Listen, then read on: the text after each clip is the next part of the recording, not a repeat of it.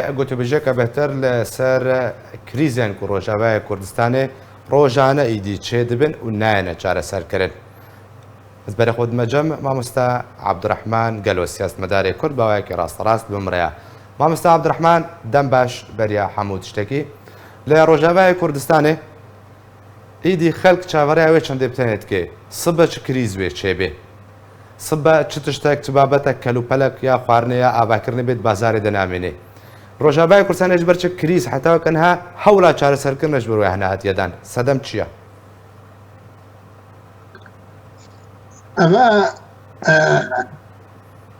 نکاره و پرسگریک جنیوی دا دان پیدان پی بکی اینکو بحثا پرسگریک آبوی لنوای کردستان بکی دوی دسپیک بری وی ام بحثا وی اواکو ناوی خودکی ریبری دوی ام وی شروع بکی ام مخابن غلطیا مزن وبلكي مقصود جيبي غلطية خو تكرار ديك الناوي ديك الريفة بري بخوا حكم دارية بارتيا بككيا بقوري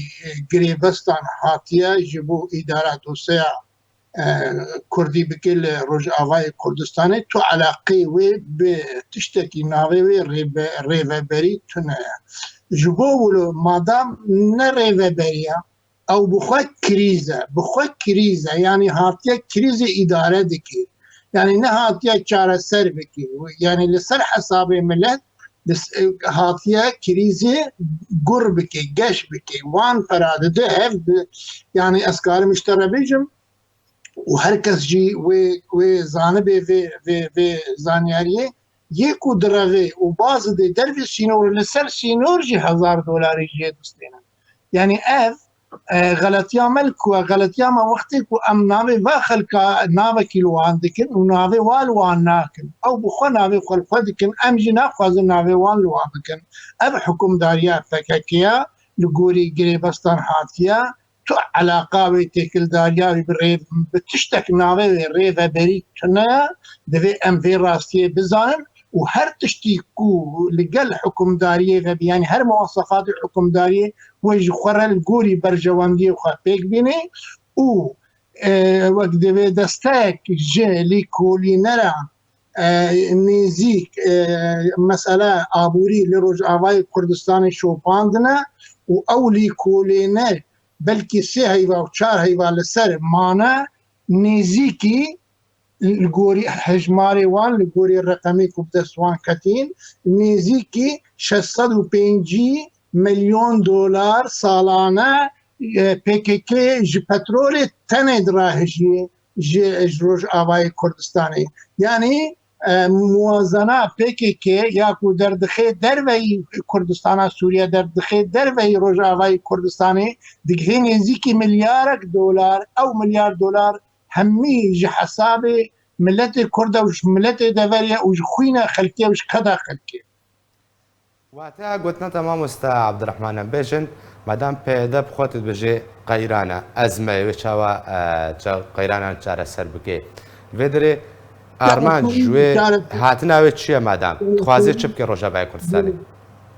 بله چاره سري وقتك آسان بانا يعني جرحت بانا و برسوي حاضر جي جمع معنا ما مست عبد الرحمن برسام اوا مادام پیدا بخوا ازمه وقت بجي جبر چه هاتي روجاوي كردستاني هبوناوي ارمان جه هبوناوي هاتي روجاوي كردستاني چه داكم بيجن روجاوي كردستاني بكي جي درك جبوي داهاتان جبوي باككي قنديله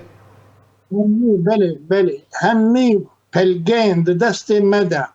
يعني حاجتنا كي ام باخرين بخود اخرين سروك كومار سوريا دبيجي سروك اردوغان دبيجي ناوي چي او اويكو باشقا بوي رژيم حسين شعبان دبيجي سروك وزير سوريا ببري چند روجه كي قلت ناوي ناي شيمن قاسم سليماني دبيجي روحاني قوتيها يعني لسر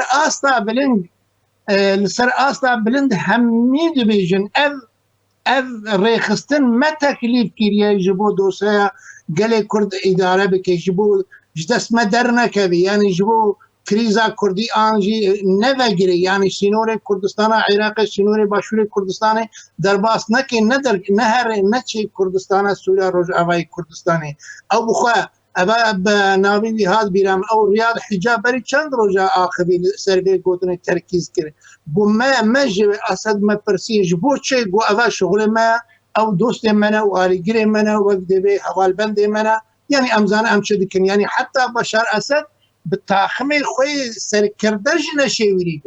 شو معنى شيوري جبر ملف جوي يعني ملف ايران تسليمي كبيريا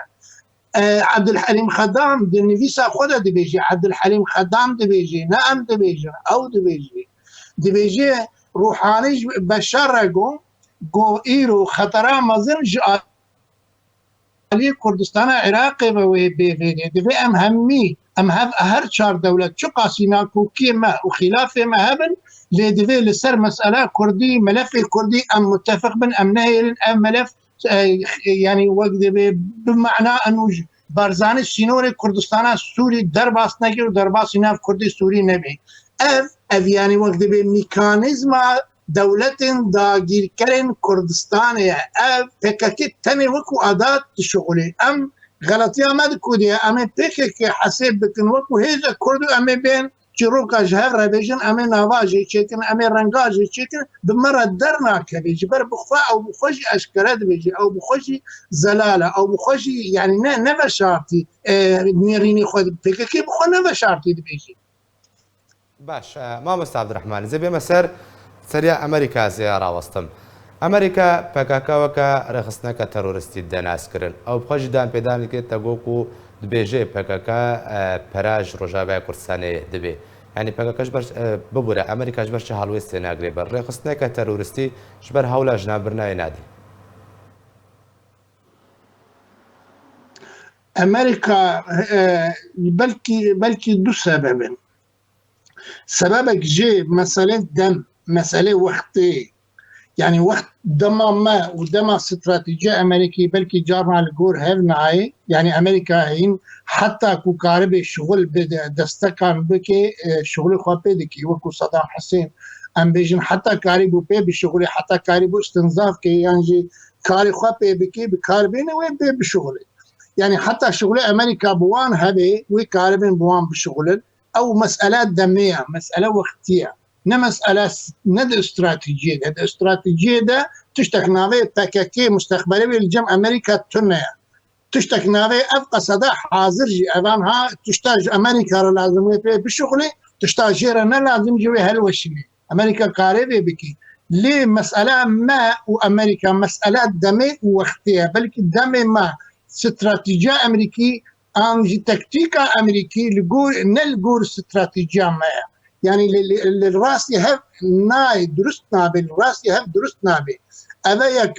ياد الدواء أمريكا حسابات أمريكي لقل تركيا ولقل روسيا بكك أو ديسة بكارتيني وحتى نافمالا كردي يا لسر عرضي او جنبك هاتي نحاضرك وبهيز وكي